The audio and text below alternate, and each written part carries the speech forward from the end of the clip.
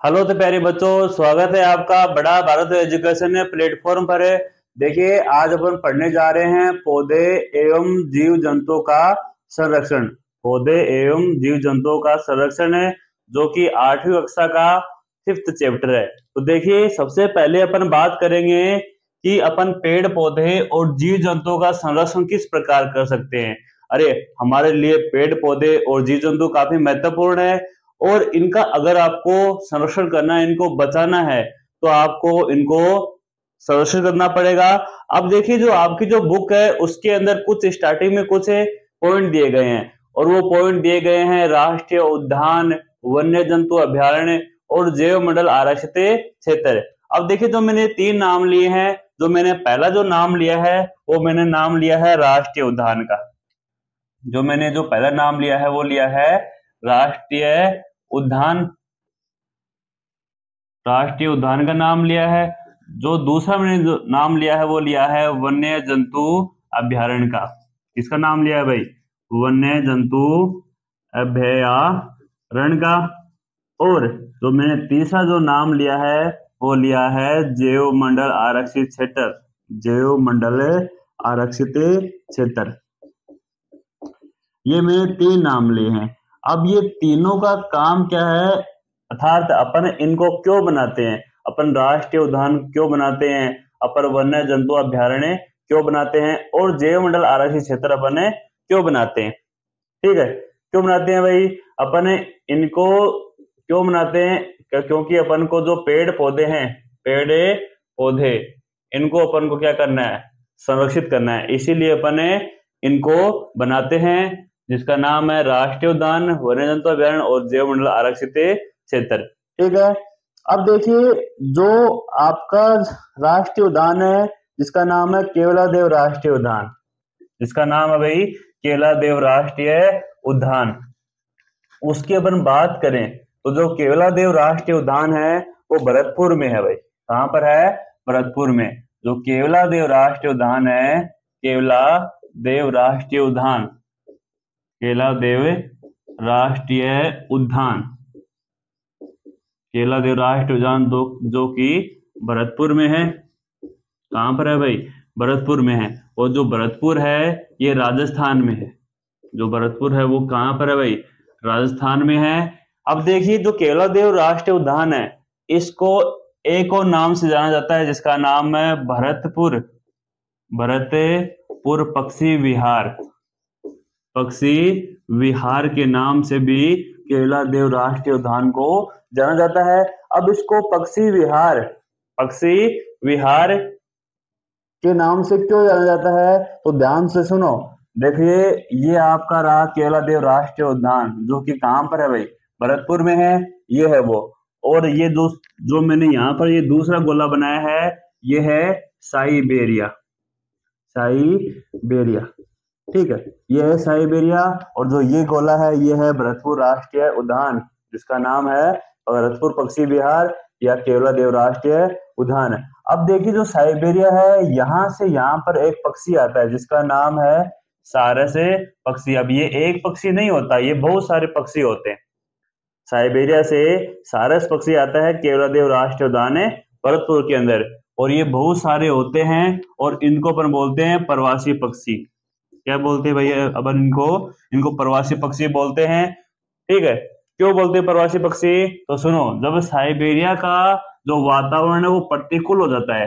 प्रतिकूल कैसे? कि जब सर्दियों का टाइम आता है तो साइबेरिया का जो तापमान है वो -34 डिग्री सेल्सियस हो जाता है। -34 डिग्री सेल्सियस हो जाता है। -34 डिग्री सेल्सियस होने के कारण जो सारस पक्षी है वो यहाँ पर प्रजनन नहीं कर पाता। यहाँ पर प्रजनन नहीं कर पाता, वो आराम से प्रजनन नहीं कर पाता।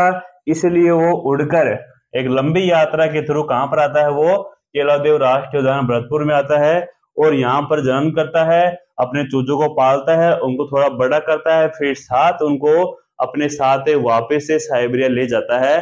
तो इस प्रकार जो सारस पक्षी है वो एक प्रवासी पक्षी भी इसको अपन कह सकते हैं, जो केवलादेव राष्ट्रीय उद्यान भरतपुर में आता है। जो भरतपुर है ये राजस्थान के अंदर होता है। ठीक है, तो ये बात कर ली अपने केवलादेव राष्ट्रीय उद्यान की। इसके बाद अपन बात करेंगे जो हमारा अगला जो राष्ट्रीय उद्यान है जिसका नाम है काजीरंगा राष्ट्रीय उद्यान, जिसका नाम है काजीरंगा राष्ट्रीय उद्यान। तो देखिए काजीरंगा राष्ट्रीय उद्यान की अगर अपन बात करें तो मैं एक बार इसको साफ कर देता हूं। तो देखिए काजीरंगा राष्ट्रीय उद्यान, काजीरंगा राष्ट्रीय उद्यान, ये भी एक राष्ट्रीय उद्यान है, राष्ट्रीय उद्यान जो कि भरतपुर में है भाई। कहां पर है? सॉरी, जो काजीरंगा राष्ट्रीय उद्यान है ये असम में है। कहां पर है भाई? काजीरंगा राष्ट्रीय उद्यान है ये असम में है। और जो काजीरंगा जो राष्ट्रीय उद्यान है वो एक सींग वाले गेंडे के लिए प्रसिद्ध है। एक सींग वाले, एक सींग वाले गेंडे के लिए प्रसिद्ध, के लिए प्रसिद्ध। जो एक सींग वाला जो गेंडा होता है उसके लिए प्रसिद्ध होता है काजीरंगा राष्ट्रीय उद्यान। काजीरंगा राष्ट्रीय उद्यान में और भी बहुत सारे जानवर होते हैं जैसे शेर, चीता, भालू, ये सारे जानवर है, लेकिन इनमें जो मुख्य रूप से जो पाएंगे जंतु वो पाएंगे एक सींग वाले गेंडे, जो कहाँ मिलेंगे भाई? काजीरंगा राष्ट्रीय उद्यान में, जो कि असम के अंदर है। उसके बाद अपन बात करेंगे लोकचाऊ वन्य जंतु अभ्यारण्य की। किसकी बात करेंगे भाई? लोकचाऊ, लोकचाऊ वन्य जंतु अभ्यारण्य की, वन्य जंतु अभ्यारण्य, अभ्यारण्य की अपन बात करेंगे जो कि असम के अंदर है। जो कहां पर है भाई?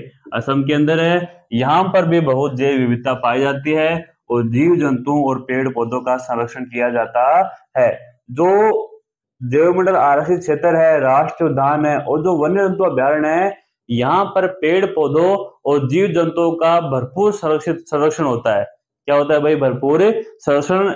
यहाँ पर इन स्थानों पर कोई नुकसान इनको नहीं होता। वैसे तो थोड़ा बहुत तो होता ही है, लेकिन इतना नहीं होता जो आम आदमी खुली जगह पर करते हैं। इनके अंदर भाई राष्ट्रीय उद्यान के अंदर, वन्य जंतु अभ्यारण्य के अंदर और जैवमंडल आरक्षित क्षेत्र के अंदर। ठीक है, अपन बात करेंगे अब एक और हमारा रिजर्व क्षेत्र है जिसका नाम है ग्रेट निकोबार, जिसका नाम है great Nicobar, great Nicobar biosphere, biosphere reserve, reserve क्षेत्र। जो ये क्षेत्र है ये अंडमान और निकोबार में है भाई, अंडमान और निकोबार में है, वह निकोबार में है, निकोबार में, अंडमान व निकोबार में ये क्षेत्र है जहां पर बहुत अधिक जैव विविधता पाई जाती है, अर्थात यहाँ पर बहुत अधिक पेड़ पौधे होते हैं और बहुत अधिक जीव जंतु होते हैं। कहाँ पर होते हैं भाई? ग्रेट निकोबार बायोस्फीयर रिजर्व क्षेत्र के अंदर, जो कि अंडमान और निकोबार में है। अब देखिए जो हमारा जो ये पॉइंट है ये है पेड़ पौधे और जीव जंतु का संरक्षण है, लेकिन उससे पहले अपन ने बात कर ली कुछ राष्ट्रीय उद्यान की, कुछ वन्य जंतु अभ्यारण्य की और कुछ रिजर्व क्षेत्रों की, और इनके नाम और इनकी लोकेशन कहाँ पर है। अब देखिए जो हमारा जो अगला पॉइंट है वो है वनोन्मूलन। क्या कौन सा पॉइंट है भाई हमारा? वनोन्मूलन। अब देखिए वनोन्मूलन को अपन पढ़ते हैं। जो हमारी अगली हेडिंग है वो है वनोन्मूलन, वनोन्मूलन जिसको अपन बोलते हैं डिफोरेस्टेशन, डिफोरेस्टेशन। अब देखिए डिफोरेस्टेशन क्या होता है? डिफोरेस्टेशन क्या होता है? जब अपन बड़े पैमाने पर वनों की कटाई करते हैं, जब अपन बहुत अधिक मात्रा में पेड़ों को काटते हैं तो इसी को अपन बोलते हैं वनोन्मूलन। तो देखिए जब अपन बड़े पैमाने पर पेड़ पौधों की कटिंग करते हैं, पेड़ पौधों को काटते हैं, पेड़ पौधों को काटते हैं, पेड़ पौधों को काटते हैं, तो इसे अपन क्या बोलेंगे भाई? इसे अपन वनोन्मूलन, वनोन्मूलन कहते हैं। इसे अपन क्या बोलेंगे? वनोन्मूलन अपन इसे बोलेंगे जब अपन पेड़ पौधों को बड़ी अधिक मात्रा में, बहुत अधिक मात्रा में इनकी कटाई करेंगे। ठीक है, इसको अपन क्या बोलेंगे? वनोन्मूलन बोलेंगे। अब देखिए जो वनोन्मूलन है वो अपन क्यों करेंगे? आखिर हमारी कोई तो आवश्यकता होगी जिसके कारण अपन क्या करेंगे? वनोन्मूलन करेंगे, वनों की कटाई करेंगे। तो देखिए मैं यहाँ पर अब कुछ कारण बताऊंगा, कुछ कारण बताऊंगा जिनके कारण अपन वनोन्मूलन करते हैं, अर्थात आखिरकार अपन वनों को काटने की आवश्यकता क्यों पड़ गई, आखिर वो कौन सी मजबूरी आ गई जिसके कारण अपन पेड़ पौधों को काटने लग गए। तो देखिए जो हमारी अगली हेडिंग है वो है, जो हमारी अगली हेडिंग है वो है वनोन्मूलन। वनोन्मूलन के कारण, अर्थात अपन वनोन्मूलन क्यों करते हैं, वनोन्मूलन अपन क्यों करते हैं वो देखिए। तो देखिए जो वनोन्मूलन का जो पहला कारण है वो है कृषि के लिए भूमि प्राप्त करना। कृषि के लिए भूमि प्राप्त करना, कृषि के लिए अपन को क्या प्राप्त करनी है भाई, भूमि प्राप्त करनी है। भूमि प्राप्त करनी है तो अपन को क्या काटने पड़ेंगे, पेड़ काटने पड़ेंगे। अगर पेड़ काटेंगे तो इसी को अपन बोल देंगे वनोन्मूलन। देखिए जैसे जैसे हमारी पॉपुलेशन में, हमारी जनसंख्या में वृद्धि हो रही है तो हमें उतनी अधिक मात्रा में खाद्य पदार्थों की आवश्यकता होती है। जब खाद्य पदार्थों की आवश्यकता होगी तो हमारा जो क्षेत्र है वो तो फिक्स ही है, अर्थात वहां पर जो भूमि है वो फिक्स ही है। अगर अपन को नई भूमि लेनी है तो हमको पेड़ों को काटना पड़ेगा और वहां पर कृषि करना पड़ेगा। जब अपन कृषि के लिए भूमि प्राप्त करेंगे तब भी अपन को पेड़ों की कटाई करनी पड़ेगी। जब अपन पेड़ों की कटाई करेंगे तो अपन को क्या बोलना पड़ेगा, वनोन्मूलन बोलना पड़ेगा। तो जो हमारा वनोन्मूलन का जो पहला कारण है वो है कृषि के लिए भूमि प्राप्त करना। उसके बाद जो दूसरा रीजन है वनोन्मूलन का वो है शहरीकरण का। किसका है भाई, शहरीकरण का। अब देखिए शहरीकरण क्या होता है, जब अपन शहरों की स्थापना करते हैं, जैसे अपन घर बनाते हैं और क्या बनाते हैं, कारखाने बनाएंगे, सड़क बनाएंगे, रेल की पटरियां बिछाएंगे, तो अपन को क्या करना पड़ेगा, बहुत अधिक मात्रा में अपन को पेड़ों की कटाई करनी पड़ेगी। जब अपन शहरीकरण करेंगे, घर कारखाने उद्योग धंधे स्थापित करेंगे तो अपन को जो वहां की जो जमीन है वहां से पेड़ों को हटाना पड़ेगा। और इसी जब अपन पेड़ों को हटाएंगे तब हम क्या हो गया, वनोन्मूलन हो गया। तो अपन जब शहरीकरण करेंगे तब भी अपन को क्या करना पड़ेगा, वनोन्मूलन करना पड़ेगा। तो देखिए पहला कारण हो गया कृषि के लिए भूमि प्राप्त करने के लिए अपन वनोन्मूलन करेंगे। दूसरा जो कारण है वो है शहरीकरण के लिए, कि जब अपन शहरीकरण होएगा तब भी क्या होगा, वनोन्मूलन। उसके बाद जो तीसरा रीजन है वो है फर्नीचर के लिए लकड़ी लेना। फर्नीचर बनाने के लिए,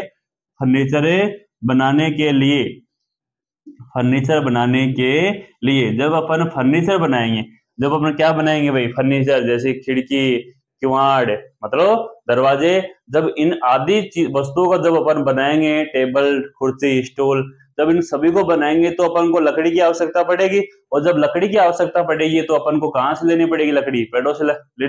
लकड़ी जो है वो अपन को पेड़ों से लेनी पड़ेगी। जब अपन पेड़ों से लेंगे लकड़ी को तो अपन को पेड़ों को काटना पड़ेगा, तब भी क्या होगा, वनोन्मूलन। अगर अपन को फर्नीचर बनाना है, क्या बनाना है भाई, फर्नीचर बनाना है, तब भी अपन को वनोन्मूलन करना पड़ेगा। उसके बाद देखिए फोर्थ पॉइंट, वो फोर्थ पॉइंट क्या है, फोर्थ पॉइंट है दावानल। अब देखिए दावानल क्या होती है, कई बार क्या होता है कि आप सुनते हो जंगलों में आग लग जाती है। जंगलों में क्या लगती है भाई, आग, उसी को अपन बोलते हैं दावानल। जब जंगलों में आग लग जाती है तो इसी को अपन बोलते हैं दावानल। और दावानल के कारण भी क्या होता है भाई, वनोन्मूलन होता है। क्योंकि जब जंगल में आग लगेगी तो बहुत सारे जो पेड़ पौधे हैं वो जल जाएंगे, उनकी राख हो जाएगी, अर्थात पेड़ पौधे तो नष्ट हो गए बड़े पैमाने पर। तो दावानल भी एक कारण है वनोन्मूलन का। और एक और है भाई दावानल, वह सूखा पड़ना। कई दिन से बारिश नहीं हो रही, कई दिन से बारिश नहीं होगी तो सूखा पड़ जाएगा, जमीन है वो सूख जाएगी। और जमीन सूखने पर पादप को पर्याप्त मात्रा में जल प्राप्त नहीं होगा। तो पादप को पर्याप्त मात्रा में जल ही प्राप्त नहीं होगा तो तुम बताओ क्या पेड़ जिंदा रह पाएगा, नहीं रह पाएगा। इसीलिए वनोन्मूलन हो जाएगा, क्योंकि पेड़ ही नष्ट हो जाएंगे। पेड़ चाहे खड़े रहो वो नष्ट तो होंगे ही, अर्थात उनका जो जीवन है वो ही मर्त हो जाएगा। तो दावानल और सूखा पड़ने के कारण भी क्या होता है, वनोन्मूलन होता है। और देखो एक और कारण देखो, जब अपन को कागज बनाना पड़ेगा, जब अपन को क्या बनाना पड़ेगा भाई, कागज। तो कागज जब अपन बनाएंगे तो अपन क्या करेंगे, पेड़ों की कटिंग करेंगे। जब अपन कागज बनाएंगे तो अपन क्या करेंगे, पेड़ों की कटिंग करेंगे। अब पेड़ों की कटिंग करेंगे तो पेड़ों की कटिंग को तो अपन क्या बोलते हैं, वनोन्मूलन बोलते हैं। तो क्या हो गया, कागज बनाने पर भी अपन को क्या करना पड़ेगा, अपन को वनोन्मूलन करना पड़ेगा, वनों की कटाई करनी पड़ेगी। अब देखिए, जो अगर आपको 1 टन कागज बनाना है, आपको अगर 1 टन कागज बनाना है तो आपको इसके लिए 17 पेड़ चाहिए, 17 पेड़ चाहिए। जब अपन को 1 टन मतलब कि 1000 केजी अगर आपको क्या बनाना है, कागज बनाना है, तो आपको 17 पेड़ों की आवश्यकता होगी, अर्थात 17 पेड़ों का बलिदान आपको करना पड़ेगा।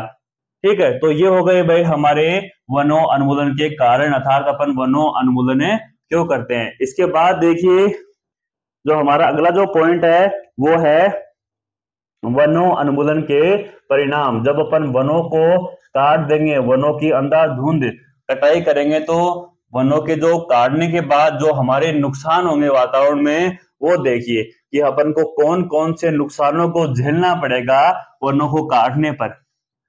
तो जो हमारा अगला पॉइंट है वो है वनोन्मूलन के परिणाम, कि वनोन्मूलन हो जाएगा तो इसके परिणाम क्या निकलेंगे। जो हमारे अगले हेडिंग है वो है वनोन्मूलन, वनोन्मूलन के परिणाम, कि जब अपन वनोन्मूलन करेंगे तो अपन को क्या परिणाम देखेंगे वातावरण के अंदर। तो ध्यान से सुनो भाई, ये काफी इंपॉर्टेंट पॉइंट है। अगर आप नोट नहीं कर रहे तो नोट करना स्टार्ट कर दीजिए, क्योंकि आपको बड़े शॉर्ट वे में नोट्स लिखा रहा हूं। आपको ये इस प्रकार के नोट्स कहीं पर नहीं मिलेंगे, तो आप साथ साथ अपने कॉपी पेन उठाकर ये नोट्स भी उतार सकते हैं, ताकि तुम लोगों को अगर दोबारा रिवीजन करना पड़े इनका तो तुमको इतना दिक्कत नहीं आए। अब देखिए, जो वनो उन्मूलन है इसके परिणाम क्या होंगे। तो पहला परिणाम देखो, जब अपन वनो उन्मूलन करेंगे तो जो वातावरण के अंदर जो ऑक्सीजन है, वातावरण के अंदर जो ऑक्सीजन है उसकी मात्रा में क्या आ जाएगी भाई, कमी आ जाएगी। और जो CO2 की जो मात्रा है, CO2 मतलब कार्बन डाइऑक्साइड, उसकी मात्रा में क्या हो जाएगी, वृद्धि हो जाएगी। अब ऐसा क्यों होगा वनों को काटने पर। अब देखिए ऐसा क्यों होगा कि जब वातावरण के अंदर अपन मतलब इस वातावरण में जब अपन पेड़ों की कटाई करेंगे, वनों उन्मूलन करेंगे, तो ऑक्सीजन की कमी क्यों आएगी और CO2 की जो मात्रा है उसमें वृद्धि क्यों होगी। तो उसको ध्यान से सुनिए। यहाँ पर मैंने एक पेड़ बना दिया, ये जमीन का स्तर है, इस पेड़ के नीचे क्या है, ये जड़ें हैं, और ऊपर क्या है, तना, और ऊपर क्या लगी होती है, तने के ऊपर पत्तियां लगी होती हैं। क्या लगी होती है भाई, पत्तियां लगी होती हैं। अब पत्तियों के द्वारा वातावरण के अंदर ऑक्सीजन को मुक्त किया जाता है और CO2 को ग्रहण किया जाता है। वो जो पत्तियां होती है ना, वो वातावरण में ऑक्सीजन को छोड़ती हैं और CO2 को वातावरण से ग्रहण करती है। अब सोचो, तुम ही सोचो, अगर अपन पेड़ों को काट देंगे, ये पेड़ नहीं रहेंगे, तो इसकी पत्तियां कहाँ पर रहेंगी, नहीं रहेंगी। अब जब पेड़ नहीं रहेंगे, इनकी पत्तियां नहीं रहेंगी, क्या वातावरण में कोई ऑक्सीजन मुक्त करेगा, नहीं करेगा। क्या वातावरण से कोई CO2 ले पाएगा, नहीं ले पाएगा। इस कारण वातावरण के अंदर ऑक्सीजन की कमी आ जाती है और CO2 में क्या हो जाती है, वृद्धि हो जाती है। क्या हो जाती है भाई, वृद्धि हो जाती है। अब जो वातावरण के अंदर CO2 में वृद्धि हो जाएगी, वातावरण के अंदर CO2 गैस में जब वृद्धि हो जाएगी, तो एक रूप से अपन बोल सकते हैं कि जो प्रदूषण है उसमें क्या होगी, प्रदूषण में क्या होगी भाई, वृद्धि होगी, प्रदूषण में बढ़ जाएगा। एक और इम्पोर्टेंट नोट पॉइंट सुनो भाई, जब वातावरण के अंदर CO2 के मान में वृद्धि हो जाएगी, जो पृथ्वी का जो तापमान है, जब CO2 गैस की मात्रा में वृद्धि होगी, जो पृथ्वी का तापमान है, इसके कारण उसमें भी तापमान में भी क्या हो जाएगी भाई, बढ़ोतरी हो जाएगी। पृथ्वी के तापमान में भी वृद्धि हो जाएगी, तापमान में भी क्या हो जाएगी, वृद्धि हो जाएगी। क्यों हो जाएगी, अब सुनो। जैसे कि ये हमारा वातावरण है और इस वातावरण के अंदर कौन उपस्थित है भाई, CO2 गैस उपस्थित है। अब जो सूर्य से जो प्रकाश आएगा, सूर्य से जो प्रकाश आएगा, उस प्रकाश को ये जो CO2 गैस है, उस प्रकाश को ये CO2 गैस अवशोषित कर लेगी। उस प्रकाश को ये CO2 गैस अवशोषित कर लेती है, उसका अवशोषण कर लेती है। किसका, जो सूर्य से जो प्रकाश आ रहा है। अब जब सूर्य से जो प्रकाश आ रहा है, अगर उसका अवशोषण हो गया, तो अपन बोल सकते हैं कि जो औसत जो पृथ्वी का तापमान है उसमें भी क्या हो जाएगी, वृद्धि हो जाएगी। तो सुनो, जब CO2 गैस में CO2 गैस की मात्रा में वृद्धि होगी तो पृथ्वी के तापमान में क्या आएगी भाई, वृद्धि होगी। जब पृथ्वी के तापमान में वृद्धि होगी तो पृथ्वी के तापमान में वृद्धि होने के कारण जो बर्फ के जो बड़े बड़े पहाड़ हैं वो तापमान में वृद्धि के कारण पिघलेंगे, और पिघलने से क्या बनेगा, पानी बनेगा बर्फ से।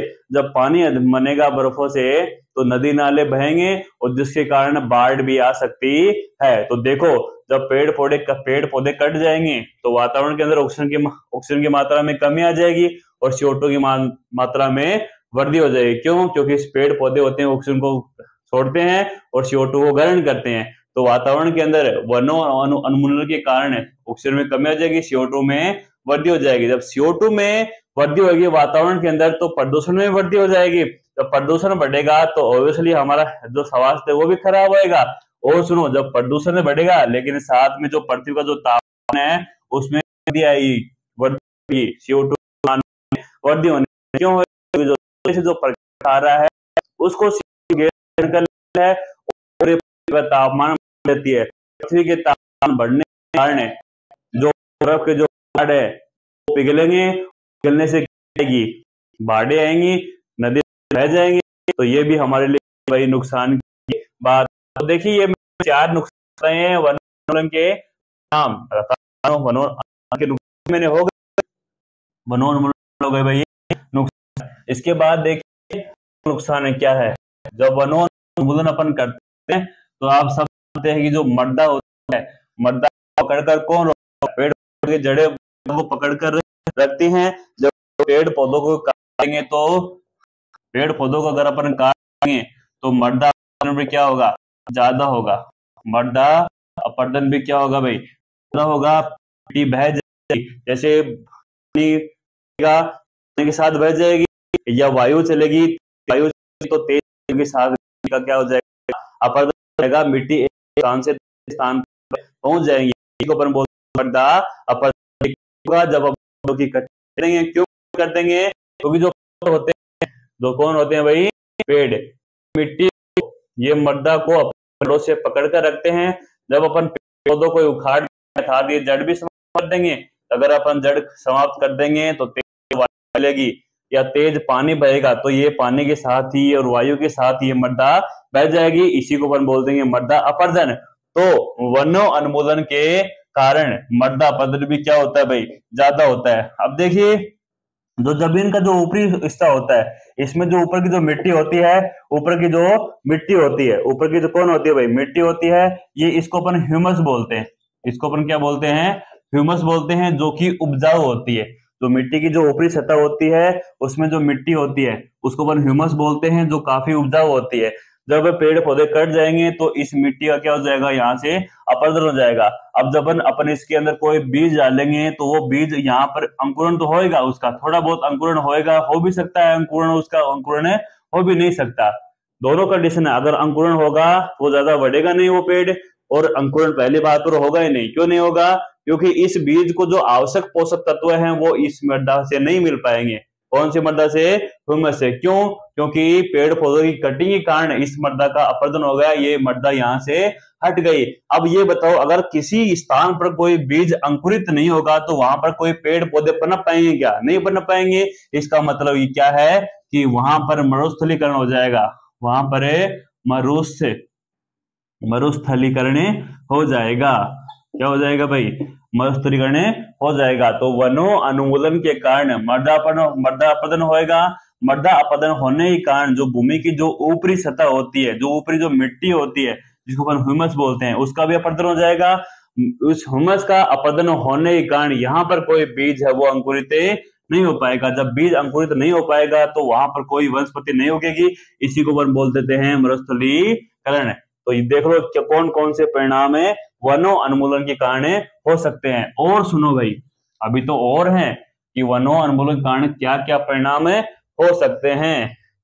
अगला सुनो, जो भौम जल स्तर है, जो भौम जल स्तर है, भौम जल स्तर जानते हो क्या, भूमि में जल का स्तर, उसमें भी गिरावट आ जाती है वनो उन्मूलन के कारण। साथ ही जो वर्षा जल चक्र है, वर्षा जल चक्कर, उसमें भी क्या आता है, चेंज आ जाता है।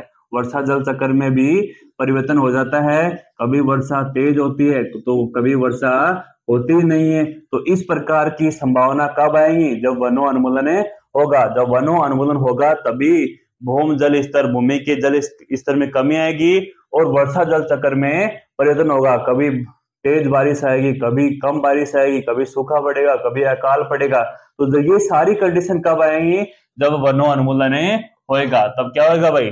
जब वनो अनुमूलन होएगा तभी ये सारे काम होएंगे। तो एक बार मैं इसको फिर से दोहरा देता हूं कि जब अपन वनो अनुमूलन करेंगे तो हमारे पास कौन कौन से नुकसान अपन को झेलने पड़ेंगे। तो देखो, जब अपन वनो अनुमूलन करते हैं तो जो ऑक्सीजन गैस है उसमें कमी आएगी और जो CO2 गैस है उसमें क्या हो जाएगी? वृद्धि हो जाएगी। जब CO2 गैस में वृद्धि होगी तो अपन बोल देंगे कि जो पृथ्वी का जो तापमान है उसमें भी क्या होगी?